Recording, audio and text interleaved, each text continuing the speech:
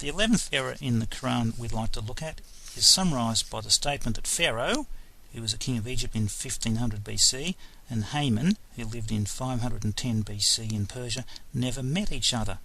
They lived 1,000 years apart. In the Quran, in Surah Story number 28 verse 38, we read as follows: Pharaoh said, O chiefs, I know not that you have an ilah, a god, other than me.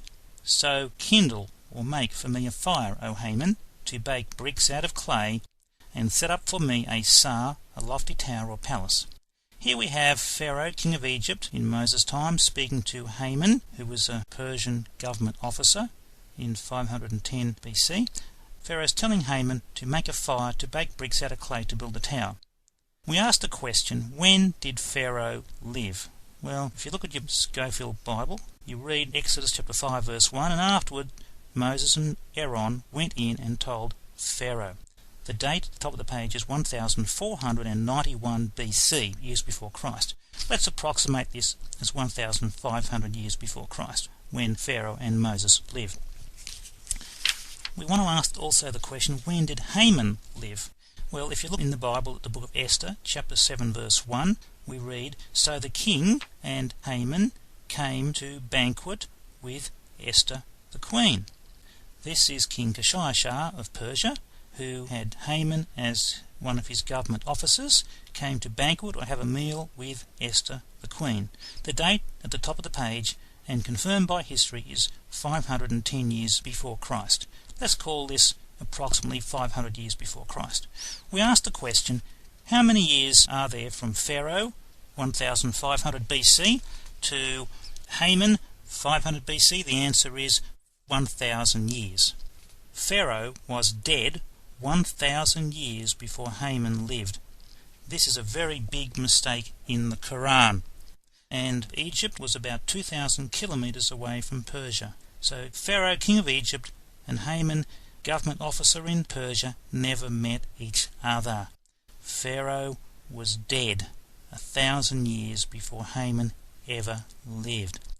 And you might ask the question, well, how did this mistake get into the Quran? And the answer is very simple. Mohammad knew a lot of Jewish people living in Arabia, and the Jewish people told Mohammad about Bible characters. The Jewish people told Mohammad that Pharaoh was a very bad king because he killed a lot of Jews, Jewish baby boys, and persecuted the Israelites. The Jews told Mohammad that Haman was a very bad person because he plotted to destroy the entire Jewish nation of people in Persia. Now, the problem here is that Mohammed and the Arabs did not have a dating system to date the events of ancient history. The Arabs in Muhammad's time did not have libraries.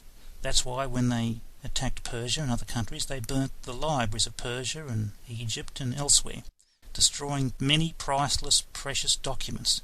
So, because they never had a dating system to date the events of ancient history, Muhammad guessed and presumed that Pharaoh, king of Egypt, and Haman, government officer in Persia, both lived together, and this conversation was made up when it never took place.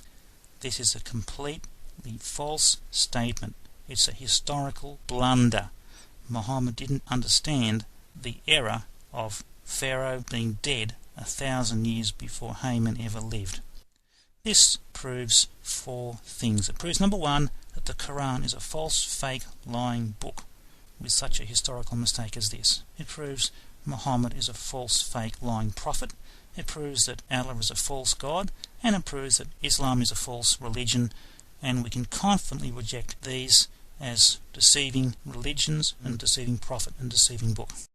The 12th problem in the Quran that we've looked at is summarised by the statement that Moses, who lived in 1500 BC, and the Samaritans, who lived in 700 BC, never met each other.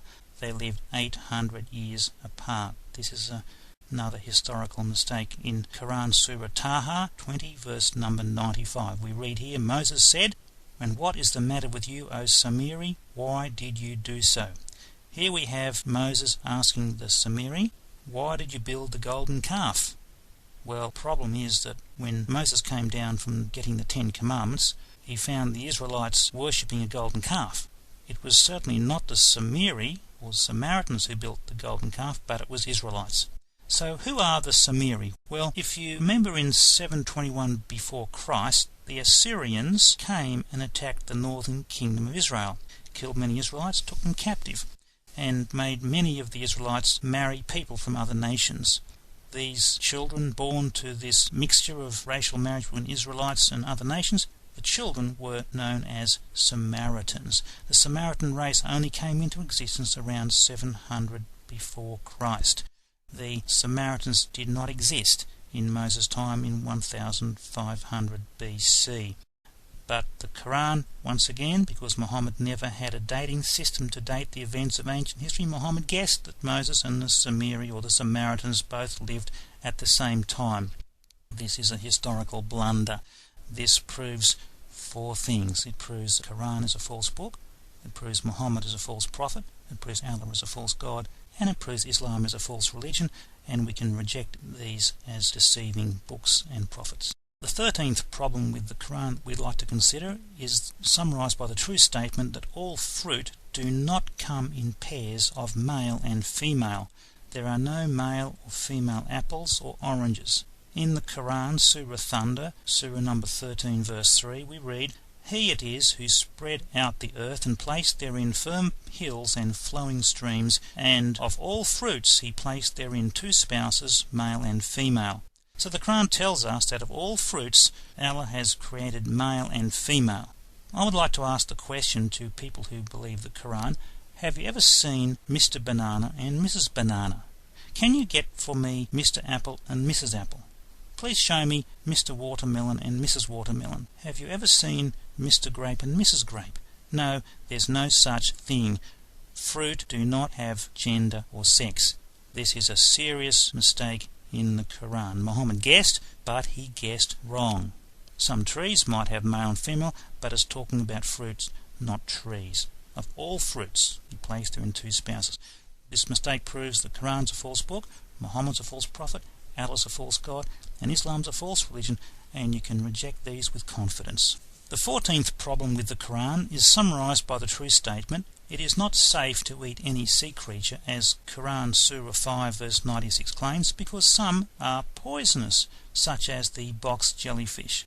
The Bible, on the other hand, distinguishes between edible fish that you can eat, which have fins and scales, compared to unclean fish without fins and scales. Leviticus 11 verses 9 to 12. But in the Quran we read, Surah 5 verse 96, "Lawful or halal to you is what you catch from the sea, and the sustenance or nourishment it provides, a wholesome food for you and for the seafarer or sailor."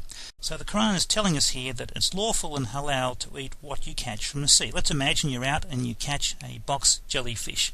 If you believe the Quran to be true, would you be quite happy to eat the box jellyfish? The problem is that if you look at Wikipedia, there are about 1,200 species of poisonous fish.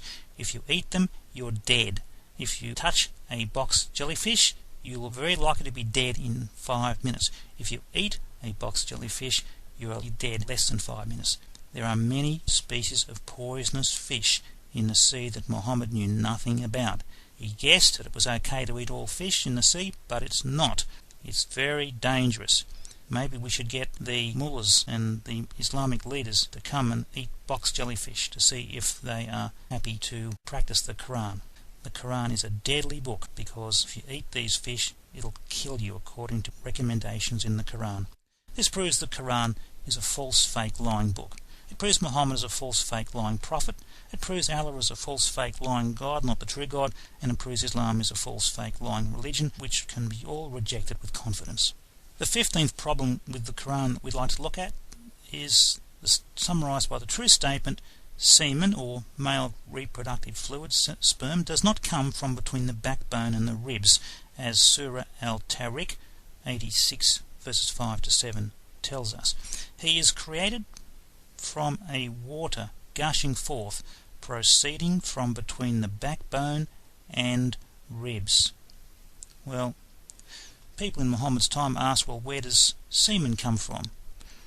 They didn't know, but in the Quran Muhammad guessed that semen comes from between the backbone and the ribs. Now, if you look at your backbone and your ribs, you will find that the testicles are about 30 to 35 centimetres lower down from a line drawn from the base of the spine to the base of the ribs. Mohammad guessed, but he guessed wrong. Semen does not come from between the backbone and the ribs. This is a biological mistake, and it proves the Quran is a false book, Muhammad's a false prophet, Allah's a false god, and Islam's a false religion, which can all be rejected with confidence. The 16th problem in the Quran is summarized by the statement, the sun does not float in an orbit, earth and the moon do. Surah Yasin, chapter number 36, verse 40 and 21, verse 33. It is not for the sun to overtake the moon, nor does the night outstrip the day. They all float each in an orbit. Well, it's correct to say that the moon floats in an orbit, but it's wrong to say the sun floats in an orbit. If the Quran said the earth and the moon float in an orbit, that'd be good, but it says the sun and the moon. It looks like the sun and the moon move in an orbit, but it's the moon orbiting Earth and the Earth orbiting the sun. That would have been a more correct statement to make. This mistake proves the Quran's a false book, Muhammad's a false prophet, Allah's a false god, and Islam's a false religion, which can be rejected with confidence. The 17th problem with the Quran that we look at is summarized by the true statement, the moon does not follow the sun but is in a different orbit. Surah Sun 91 verses 1 and 2, where we read, by the moon as it follows the sun. The moon follows Earth is the more correct statement to make, and this proves the Quran's a false book, Muhammad's a false prophet, Allah's a false god, and Islam's a false religion, which we can reject with confidence. The 18th problem with the Quran is summarized by the true statement, King Solomon of Israel did not die in the 7 years building his temple, as the Quran says, but he ruled for 40 years. This is stated in 1 Kings 11 verse 42 and 1 Kings 6 verse 38. But in the Quran, Surah 34 verse 14, we read, when we, Allah, decreed Solomon's death, they, that is jinn building his temple, did not know that he was dead until they saw a worm eating away his staff or his walking stick. When his corpse fell down, the jinn realized he was dead. Well, the Quran is telling us that Solomon was standing, supervising or watching the jinn build his temple. Well, first mistake is that jinn did not build Solomon's temple. It was men, workers. About 153,000 built the temple. The second mistake here is it says that when Allah decreed Solomon's death, Solomon stayed standing up for a period of time as long as it would take until a worm ate away his staff. And then when the worm ate the staff, his corpse fell down and the jinn realized he was dead, and so the jinn realized that they'd been working to build the temple, thinking that Solomon was supervising them, when in reality Solomon was dead, according to the Quran. Now, the problem here is that when a person dies, everybody falls down. Nobody dies and remains standing. This is completely false and contrary to universal experience in human history. Everyone who dies falls over. But why did Solomon not fall over when he died? And another mistake in this passage is talking about how long he stayed standing up. The Quran says he stayed standing up in a state of death until a worm ate away his staff. Now, how long would it take a worm to eat away a walking stick or a staff? It could take 20, 30, 40 years. So the Quran is suggesting to us that Solomon remained dead, standing up for 20, 30, 40 years, and nobody knew anything about it. Nobody had the slightest thought that Solomon was dead. But today we know when a body dies, it decomposes and it begins to give off a bad smell. Did nobody notice the bad smell that was coming from Solomon's dead body? Did nobody notice it strange that Solomon never ate food for 20 to 40 years? Did no one think it strange that Solomon never drank any water for 20 to 30 years? Did no one think it strange that Solomon stayed standing up for 20 to 30, 40 years and never went to sleep for that period of time? No, the whole story is completely false. It's contrary to how life is arranged. Everyone who dies falls down. And why did nobody notice that Solomon had died? The story is wrong in every respect and proves the Quran is a false, fake, lying book. It proves that Muhammad is a false, fake, lying prophet. It proves Allah is a false, fake, lying God. And it proves Islam is a false, fake, lying religion. And these four can be rejected with confidence, and the world will be a better place.